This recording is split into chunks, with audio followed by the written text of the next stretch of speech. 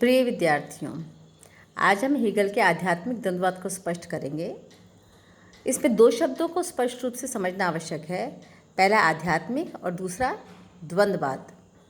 इस सिद्धांत के अनुसार समष्टि में, सृष्टि में जितने भी विकास और परिवर्तन होते हैं उसका मूल आधार आध्यात्मिक होता है या उसका आधार विश्वात्मा होता है। पदार्थ उसका आधार नहीं होता। किसी वस्तु या पदार्थ के कारण परिवर्तन नहीं होते हैं, अपितु जो सर्वोच्च चेतना है जिसकी अभिव्यक्ति विश्वात्मा के रूप में होती है, वही समस्त परिवर्तनों का आधार होता है। इन परिवर्तनों को डायलेक्टिक के माध्यम से या द्वंद्ववाद के माध्यम से हेगल ने स्पष्ट किया है। यह द्वंद्ववाद को ऐसा माना गया है कि वह स्वतः प्रेरित है, स्व प्रेरक के रूप में काम करता है, वह बाहरी परिवर्तनों से परिवर्तित नहीं होता है। द्वंद्ववाद संघर्ष को स्पष्ट करता है और संघर्ष के परिणाम स्वरूप विकास को स्पष्ट करता है। चूँकि विकास होता है तो धीरे धीरे ये जो विकास की अवस्था होती है ये आगे बढ़ती हुई सत्य के अन्वेषण और सत्य की प्राप्ति की ओर अग्रसर होती है।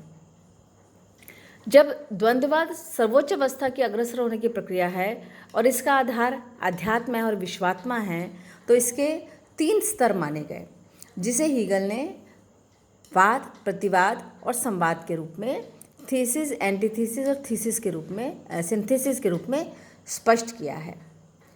चूँकि विश्वात्मा को प्रगति का आधार माना, तो ये माना इस प्रगति के 3 चरण होते हैं।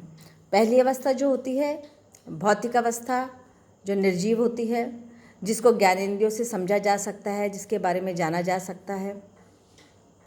दूसरी अवस्था सजीव अवस्था, जो थोड़ी जटिल अवस्था मानी जाती है, पहली अवस्था से जटिल मानी जाती है क्योंकि इसमें युक्ति तत्व का या बुद्धि तत्व का समावेश हो जाता है। और तीसरी अवस्था वह है जहाँ पर परिवार का उद्भव होता है और नागरिक समाज का उद्भव होता है। परिवार और नागरिक समाज की जो विकास की प्रक्रिया है वो राज्य की विकास की अवस्था को स्पष्ट करती है और यहाँ पर राज्य सर्वोच्च विकास की अवस्था को अभिव्यक्त करता है।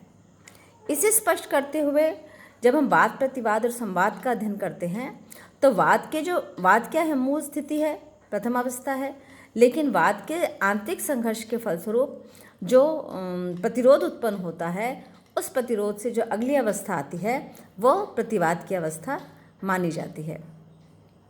प्रतिवाद की इस अवस्था में सारे गुण वाद के नहीं होते और सारे मौलिक गुण प्रतिवाद के भी नहीं होते। ये एक विकास की अवस्था है जो वाद से प्रतिवाद की ओर अग्रसर करती है। ठीक इसी प्रकार फिर यहाँ पर आंतरिक विरोधाभास होते हैं। उस विरोधाभासों का कारण आध्यात्मिक माना गया। उन विरोधाभासों के कारण प्रतिवाद की अगली संघर्ष की अवस्था या विकास की अवस्था आती है, जिसे संवाद की स्थिति या संवाद की अवस्था कहा गया। संवाद की स्थिति को संपूर्ण अवस्था या सर्वोच्च अवस्था मानते हुए भी ये माना गया कि ये अंतिम अवस्था नहीं है, अपितु इसके बाद भी पुनः वाद, पुनः प्रतिवाद और पुनः संवाद की अवस्था आती है और यह अवस्था तब तक चलती रहती है जब तक कि सर्वोच्च स्तर या द्वंद्ववाद का उच्चतम स्तर प्राप्त नहीं हो जाता। तो आशय क्या है कि परिवर्तन अवश्यंभावी है। परिवर्तन अवश्यंभावी है, परिवर्तन को रोका नहीं जा सकता। और परिवर्तन का मूल आधार क्या है? संघर्ष है। संघर्ष इसलिए आवश्यक है क्योंकि संघर्ष किसकी ओर लेके जाता है? संघर्ष विकास की ओर लेके जाता है। लेकिन इस विकास का कारण आध्यात्मिक है, विश्वात्मा है।